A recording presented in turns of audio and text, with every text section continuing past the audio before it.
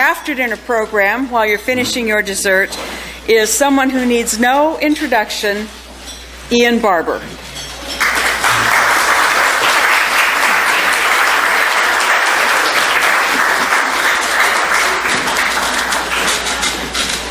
Well, hardly a month goes by, but I get an inquiry from someone about where is the best place to study science and religion. It may be a scientist who wants to spend a sabbatical delving further into the implications of his field or of science in general. Maybe an undergraduate or a graduate student looking for a place to go to study. And I tell them there are 8 or 9 places in the world that have significant work going on in this area, and they ought to look at the possibilities. But there's no place that can really do the job the way CTNS can. The opportunities here that have been opened up. So I'm very honored that this chair was named after me, and so delighted that will ensure the continuation of that teaching post, which is only part of all that Bob does, but is a significant part, as most of you know. So this has been a wonderful day for me to be able to both express appreciation for Bob and Charlotte and what they've meant in our lives, and will continue to mean, and that chair will contribute to its perpetuation. Thank you all for being here.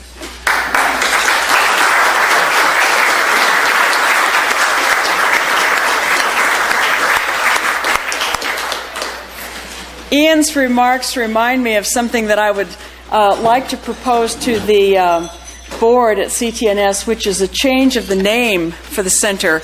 It's called the Center for Theology and the Natural Sciences, and I hope there's no one from Princeton Seminary here whom I will offend, but they have the Center of Theological Inquiry, and I've always thought that either was a typo or rather presumptuous. But I would like to propose that we change the name of the center to the Center of Theology and the Natural Sciences, because it is absolutely true that when I talk to people who want to study theology and science, I talk about the benefits of going to various places where they might have more fellowship money, or the school that might have more of a history, such as Oxford. But actually, if they want to get the best education in theology and science, they ought to head up 400 miles north from Fuller and end up here. But enough.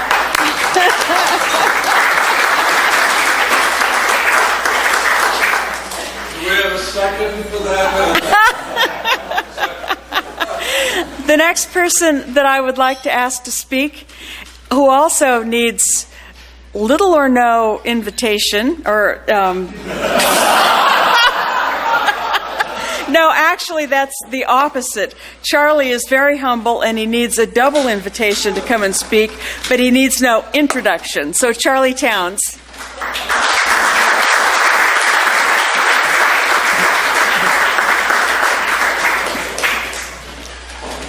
Well, thank you very much. I'm just enormously pleased to be at this interesting and important occasion, celebrating the 25th anniversary, CTNS. But another thing that's being celebrated is the Jan Barber Professorship, and I'm delighted that that's being inaugurated today. Now, the Jan Barber Professorship is a professorship which will provide an important teacher for the students at GTU. A very important aspect of theology.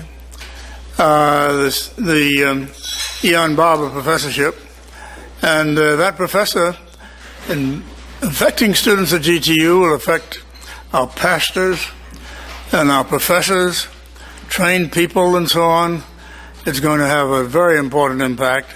I've just been talking with the president of GTU about their connections with CTNS, and that's a very, very effective and this professorship can play a very, very important role. Now, I'm sure most of you know that Ian Barber was one of the very earliest people to start emphasizing and intellectually discussing the relation between science and religion.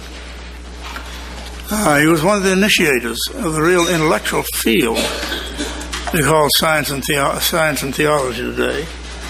And this celebrates his contributions. Because Bob has been very much stimulated and influenced by Young.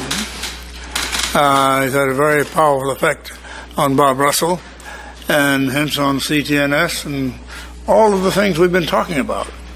The Jan Barber Professorship celebrates a great person to whom we are much indebted, and I think the future of students and theologians and our religious views will be very much affected.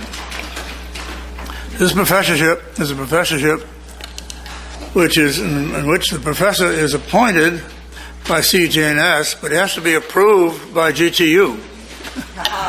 So he teaches at GTU, and there will be a combination then which can have very powerful, important effects on our future students and our future ideas, on our pastors, and so on.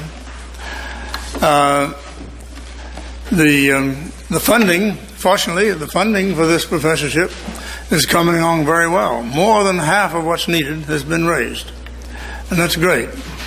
More is needed. We all hope you can help out. It's coming along great, and best wishes, the Jan Barber Professorship, Bob Russell, who is going to be the appointee, the first appointee, very important appointee. So let's cheer both Bob Russell and Jan Barber and the professorship.